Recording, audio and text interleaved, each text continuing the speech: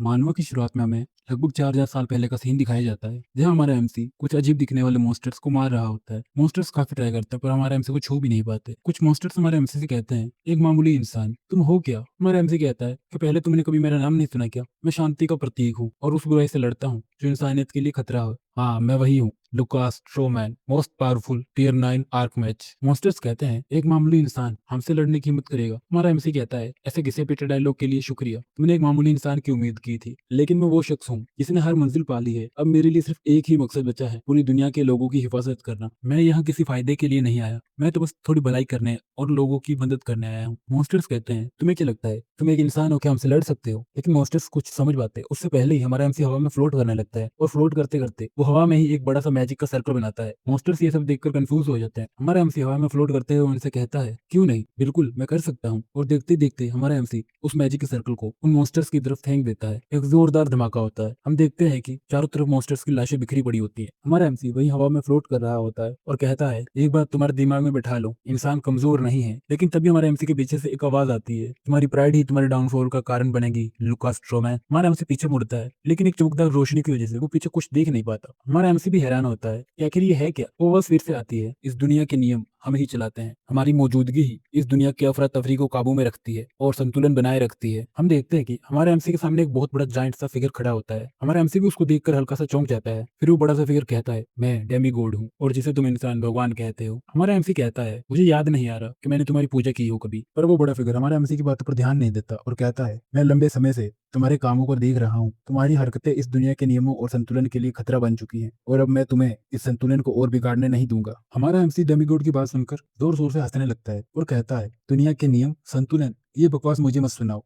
क्या इस सड़ी गली और नरक जैसी दुनिया को तुम संतुलन कहते हो? डेमिगोड फिर से हमारी एमसी की बातों पर ध्यान नहीं देता और कहता है, तुम्हारी ताकत उस हद से भी बहुत ज्यादा आगे निकल चुकी है जितनी एक आम इंसान कभी हासिल कर सकता है। लेकिन फिर भी आखिर में तुम सिर्फ एक इंसान ही हो। इतने कहते ही वो डेमिगोड अपना बड़ा सा हाथ हमारे एमसी की तरफ बढ़ाता है और एमसी को पकड़ लेता है। हम देखते हैं कि उस हाथ के अंदर से भी काफी सारे छोटे छोटे हाथ मिलकर हमारे एमसी को दबाने की कोशिश कर रहे होते हैं। हमारा एमसी सोचता है, मैं मेरा माना इकट्ठा नहीं कर पा रहा। वो डेमिगोड आगे कहता है, तुमने भगवान के खिलाफ बगावत की है, ये एक बहुत बड़ा पाप है, ऐसा पाप जो इंसानों के लिए सख्त बना है। इसलिए मैं तुम्हें एक बेअंत अंधेरे में धकेल दूंगा, जहां तुम हमेशा के लिए कैद रहोगे। वहां तुम अपने हर फैसले पर पछताओगे, वहां तुम अपने हर फैसले पर पछताते रहोगे और बार बार सोचोगे कि तुमने ऐसा क्यों किया। धीरे धीरे हालत ये हो जाएगी कि तुम अपने वजूद पर भी शक करने लगोगे, और आखिर में तुम उस खाली अंधेरे में हमेशा के लिए खो जाओगे, अपने होने तक पर पछताते हुए। ये वही सजा है जो मैं उस शख्स को देता हूँ जिसने भगवान को चुनौती देने की हिम्मत की है। इतना कहते ही वो हमारे एमसी को उस अंधेरे में फेंक देते हैं। सीन शिफ्ट होता है प्रेजेंट डे में, जहाँ हम देखते हैं कि एक लड़की को जोर से दीवार की तरफ फेंका जाता है। वो जोर से दीवार पर टकराता है। हम देखते हैं कि वहां पर 3 लड़के होते हैं और बीच में मोटा लड़का खड़ा होता है, और उस मोटे लड़के ने ही उस लड़के को लात मारी होती है, जिस वजह से वो दीवार पर जाकर टकरा जाता है। मोटे लड़के के पास खड़ा लड़का उस लड़के से कहता है, क्या तुम हमें कोई सड़क छाप कंगाल गुंडे समझते हो? तुम्हारे पास बस इतने ही पैसे हैं? अब तो मुझे तुम्हारी हालत पर तरस आने लगा है। इतने बड़े और मशहूर ब्लैक परिवार के तीसरे बेटे होकर भी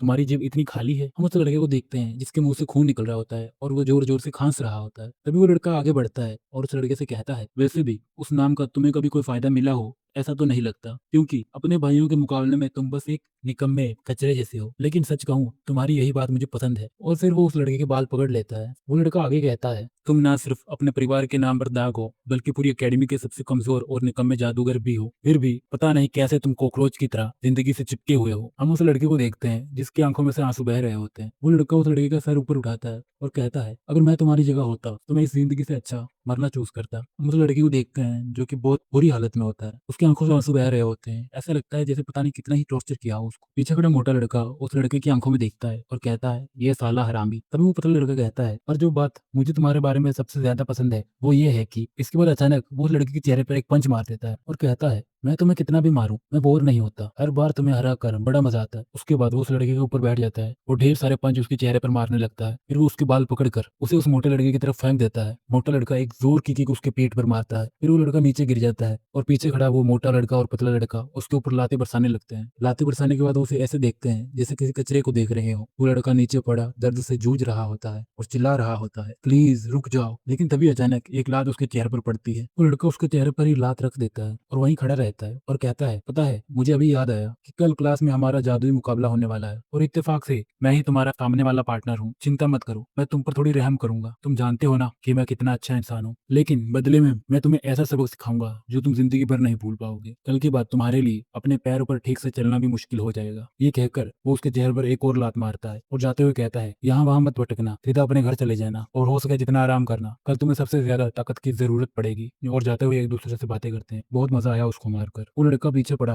अपनी मुट्ठियां भेजता है और खड़े होने की कोशिश करता है, पर खड़ा नहीं हो पाता और वहीं पर गिर जाता है और अपने आप से कहता है, काश मैं थोड़ा और ताकतवर होता। दूसरी ओर हमारा एमसी जो अभी भी उस अंधेरे में फंसा हुआ होता है, वो सोचता है कि अभी मैंने कोई आवाज सुनी। वो इधर से उधर देखता है पर उसे कोई दिखाई नहीं देता और सोचता है, क्या मैं चीजें सुन रहा हूँ? लगता है मैंने अपना दिमागी संतुलन भी खो दिया है।